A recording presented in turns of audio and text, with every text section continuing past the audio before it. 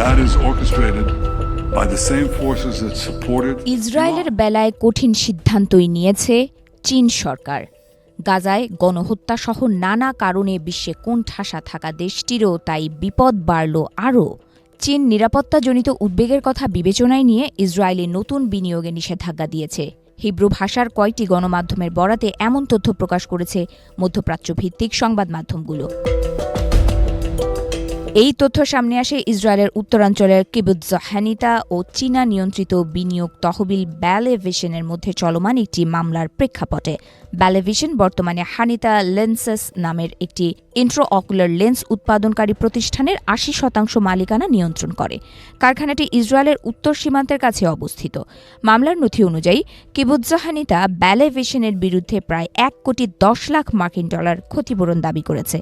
অভিযোগে বলা হয়, পূর্ববর্তী একটি চুক্তি অনুযায়ী ব্যালেভিশনের বাকি শেয়ার কেনার অপশন ছিল, কিন্তু নির্ধারিত সময়ের মধ্যে সেই অপশন কার্যকর করা হয়নি। তবে মামলার সঙ্গে সংযুক্ত ব্যালেভিশনের জবাবি চিঠিতে ভিন্ন ব্যাখ্যা দেওয়া হয়েছে। সেখানে দাবি করা হয়, চীনা সরকার ইসরায়েলকে উচ্চ ঝুঁকিপূর্ণ এলাকা বা রেড ক্যাটাগরি হিসেবে চিহ্নিত করেছে, বিশেষ করে 2023 সালের 7 অক্টোবরের পর থেকে মধ্যপ্রাচ্যের বর্তমান পরিস্থিতির কারণে এই সিদ্ধান্ত নেওয়া হয়েছে বলে চিঠিতে উল্লেখ করা হয়।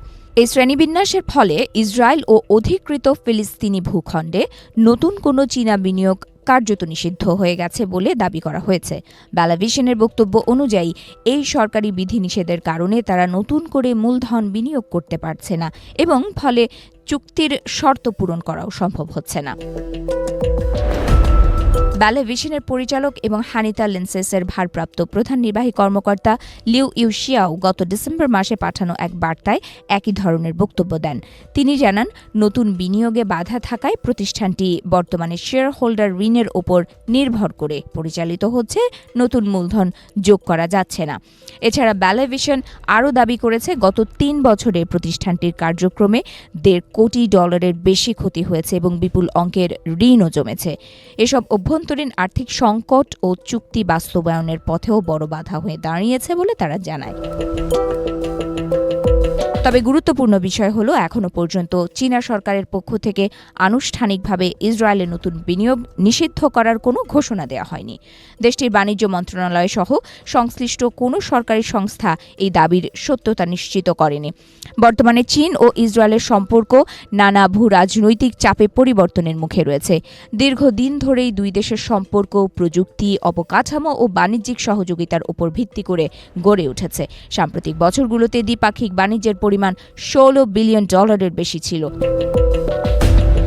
যুক্তরাষ্ট্রের পক্ষ থেকে প্রযুক্তি হস্তান্তর ও জাতীয় নিরাপত্তা নিয়ে উদ্বেগ প্রকাশ করা হলেও চীন বিভিন্ন ইসরায়েলি খাতে বিনিয়োগ অব্যাহত রেখেছে।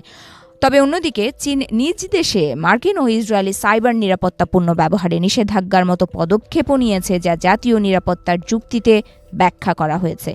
এদিকে তেল আবিব জেলা আদালতে দাখিল করা মামলায় কিবুৎজ হানিতা দাবি করেছে, ব্যালেভিশনের এই অস্বীকৃতি চুক্তিভঙ্গের শামিল এবং এতে কারখানার আর্থিক সংকট আরও গভীর হচ্ছে। অপরদিকে ব্যালেভিশনের যুক্তি হল, অভ্যন্তরীণ আর্থিক সমস্যা এবং সরকারি নিষেধাজ্ঞা মিলিয়ে চুক্তি বাস্তবায়ন করা তাদের পক্ষে সম্ভব নয়।